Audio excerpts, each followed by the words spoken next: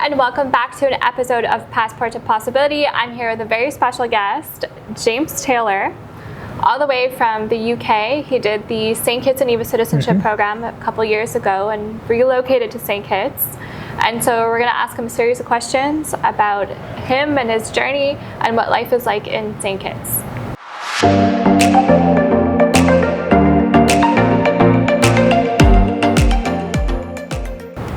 So James, maybe you can start off by telling us a little bit about yourself. Yeah, sure thing. My name is James Taylor. I'm from Bath, England originally. I've been a Kittitian for 2 years now. My career's been a mixture of retail and consumer goods consulting and helping out small businesses get started and mobilized. I moved here for lifestyle reasons, as I said, 2 years ago after we had a series of discussions about what would be right for me. Yeah, and so what made you choose St Kitts over other places? It wasn't an easy choice. So there's a range of options for anyone who's looking to do a CBI or even a residency visa scheme. And the reason I chose St Kitts was partly it has a very good international ranking, and the passport itself is quite a powerful passport. But really what stood out compared to other schemes is the actual island of St Kitts and Nevis. You've got two really wonderful nations here. You've got St Kitts, which is a bigger, more lively nation with a lot of expats, a lot of international schools, really nice community where the expats and the locals blend very, very well. And you also have access to Nevis, which is really is a gem of the Caribbean because it's like going to the old West Indies. It's got a small community feel, lots of small independent businesses, very sleepy, very romantic, just a wonderful place to be. So you get the best of both in a place with an amazing geography and just wonderful people. And so what were your first impressions, or how was it like to adjust when you first relocated here? Well, coming from England, anyone who's done an English winter knows you have to adjust to winters here. So in my career, I've spent a lot of time working and living overseas. So I've lived in the US, I've spent a long time working in Asia and a long time working in Europe. So I was used to adjusting to living abroad. What was different here to other places was how quickly you're welcomed into the community. So within weeks of moving here, I'd made a series of friends with local guys around the same age as me, and also expats who'd either done CBI or were studying on the island or were working on the island. So you quickly find your people and your group of friends. And it just makes that adjustment to life a lot easier. The bit you do need to get used to is the climate here being very different to anywhere in the world. You're not going to get seasons. It's warm all year round. You almost guaranteed 12 hours of sunlight a day. And so you've really got to make the most of getting out and enjoying the landscape here. Yeah, and so could you share a little bit more about the pros and cons of living in St Kitts? Yeah, so pros, I would definitely say the landscape itself, so very mountainous, unlike other islands around. So you've got two big volcanoes, one in Nevis and one in St Kitts, which are great for hiking. A lot of lovely beaches. Particular favourites are Turtle Beach and Cockleshell Beach on the south coast. You've got access to both the Atlantic and the Caribbean Ocean. So if you want to surf or kite surf, the Atlantic side being a little bit rougher with a lot more wind, you can kind of do those hobbies. And if you want to snorkel like me or kayak or learn to dive, the Caribbean Ocean's got a range of sea life, and it's got a lot more calmer oceans to take advantage of. So you've got a lot of outdoor activities if you're like me, quite an outdoorsy person. Recently you've also got places like Eden Ranch opening that do night hikes to stargaze up on the hillside, and are getting into things like hunting lodges if you're into that. So there's lots of outdoor activities to take advantage of. I'd also say it's a very welcoming community here. Definitely been made to feel at home, definitely always included in what's going on. I mean, even last night we were both invited to the same tech mixer with the CARICOM community on the island, because once you get to know people, they want you involved and they want to make you part of their team and take advantage of whatever you can do to help them out. So those, I would definitely say, are the pros. as well as the climate that like I've already mentioned. The con-wise, you do need to get used to island time, which is an expression you'll hear a lot in the Caribbean. Everything here will take longer than you're used to if you're from the West. So service at a restaurant will be slower. You're going out for the evening, it's going to be the evening. If you need to go see the tax office, you're going to queue 3 times to get any job done. If you need to make an appointment somewhere, just expect that you're going to be there for a while.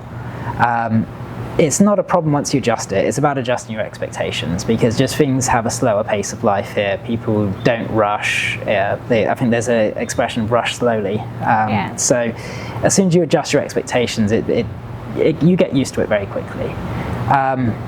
Other cons, if you can have a low cost of living here, is what I'd say, especially if you've come from a more costly Western nation. But the UK does have high energy costs and high fuel costs, and you don't have those problems here. But a lot of the tax income in St Kitts comes from tariffs on imported products. So you've got to adjust your consumer habits really to buy more local products. So try buy local meats, bread, fish, eggs. Try to buy your fruit and veg from the local farm stalls and get a relationship going with some local suppliers. Otherwise you are going to feel the pinch on your wallet when you go to the supermarket. So what was the process like for doing citizenship at investment? So before we had a conversation, I was talking with a bigger firm that I won't say the name of. They didn't really give me options. They basically asked for what I was after, the lifestyle change and a nice climate, and basically said I should go to Antigua. And when I said, well, whatever islands offer these kind of opportunities, they didn't want to talk about it. So that's when we started talking. You presented all the options that exist at Antigua, St Lucia, Grenada, St Kitts, and we talked about the kind of lifestyle I was looking to move into, and that's why we picked St Kitts as an island. And having been to all the islands, they're all lovely, but they all have their own little unique charms. So you've got to pick the island that kind of suits the lifestyle you want. And that's where someone like you who's traveled around can be very helpful, because you've been to the places, and so when people are telling you what they're looking for, you can match them to the right location. In terms of the process, you need to be organised, is what I say. A lot of people think you just hand over money and they're going to give you a passport, and it's not like that. These schemes are very highly regulated, and they're not going to just accept anybody. So as part of it, expect to do a full police background check for anywhere you've been a resident. You need to show your citizenship, where you're from, your birth certificate. They might even ask for your parents' marriage certificate. There was a lot of documentation, and it all needs to be notarized by a lawyer for authenticity. So that process takes time.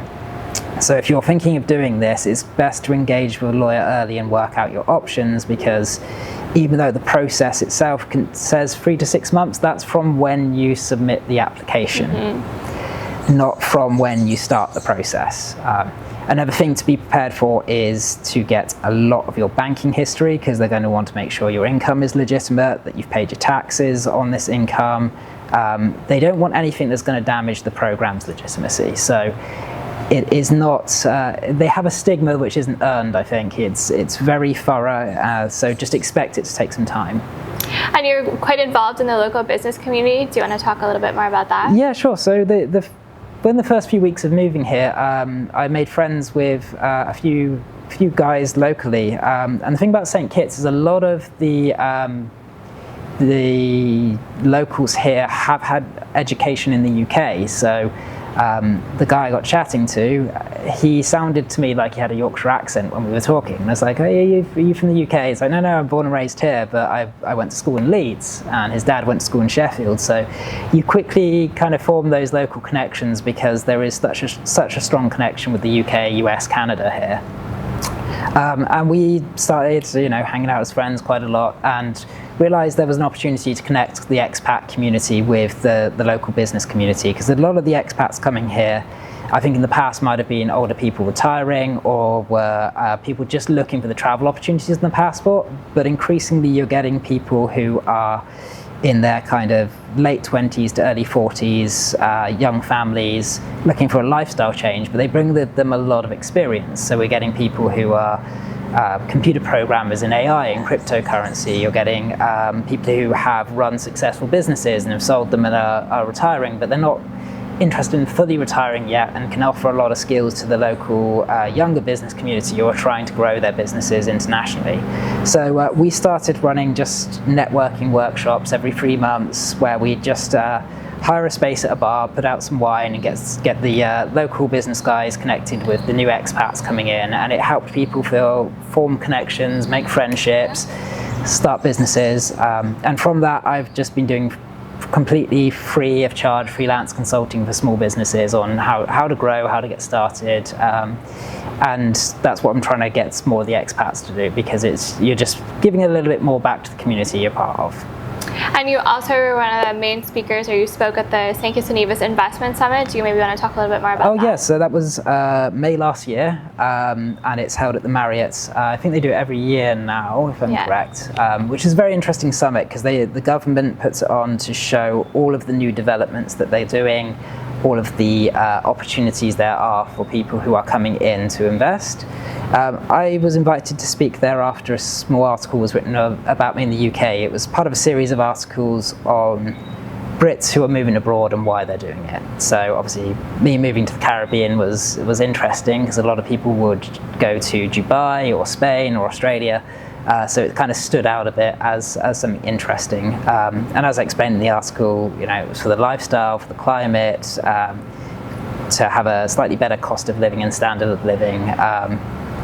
So I basically said the same thing at the conference, and I was asked a lot about, well, why would someone come here over anywhere else? And one of the key points is you get the impression that the government really wants you here. They see an opportunity to attract talent in, to grow the island and to diversify its business away from just being tourism and agriculture focused into things like technology, into computer sciences, and even into things like education and healthcare. So you're getting some very interesting people from Europe and Canada moving here, and there's a lot of new ideas forming.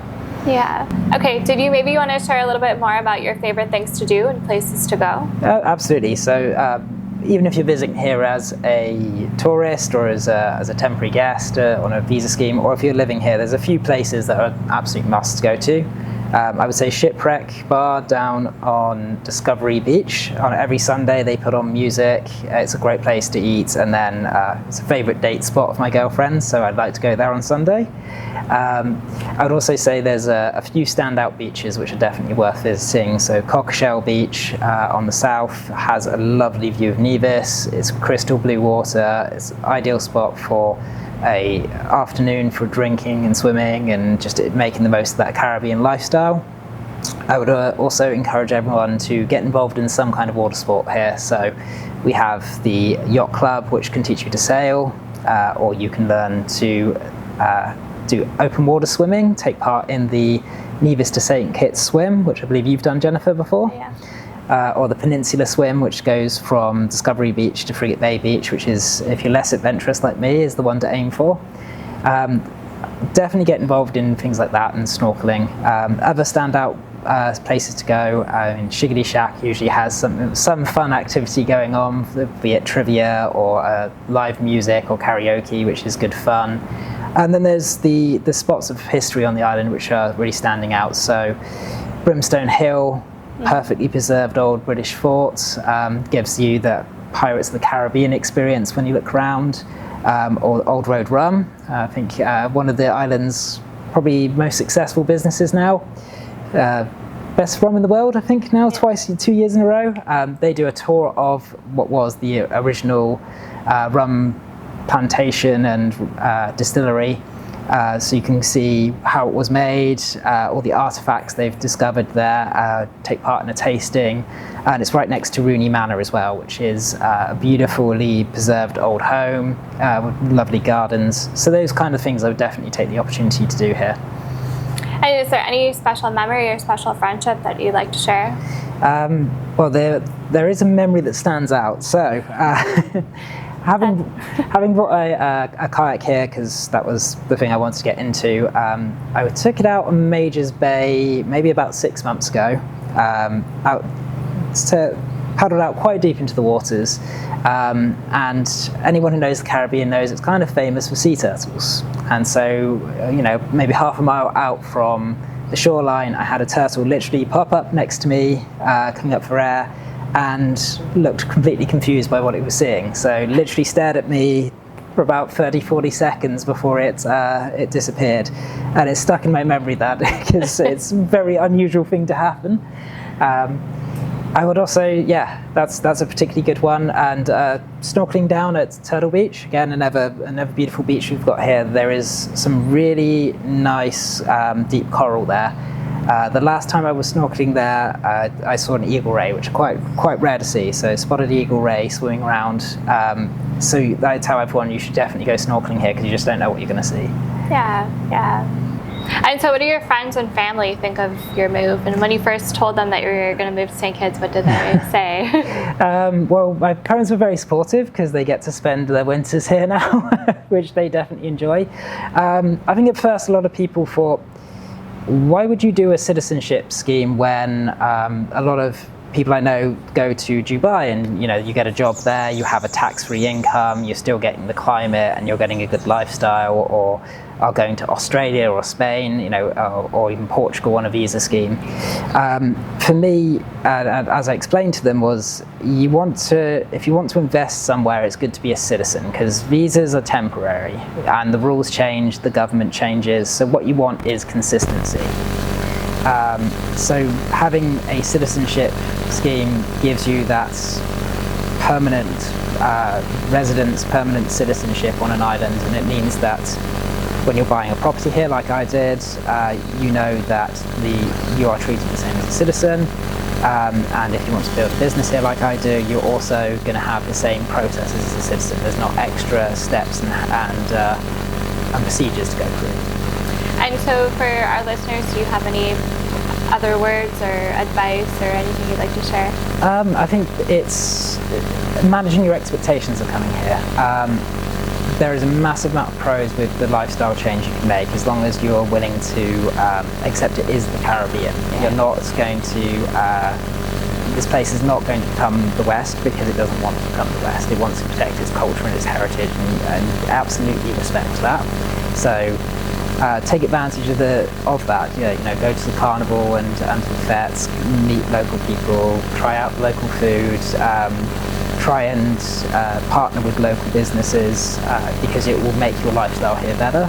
And just expect that because it is the Caribbean, some things are not as developed as the West. So things like banking takes a long time to open a bank account, and transferring money can take longer than usual. And just have that expectation, because it will make your life here much more easy to adjust to. Yeah.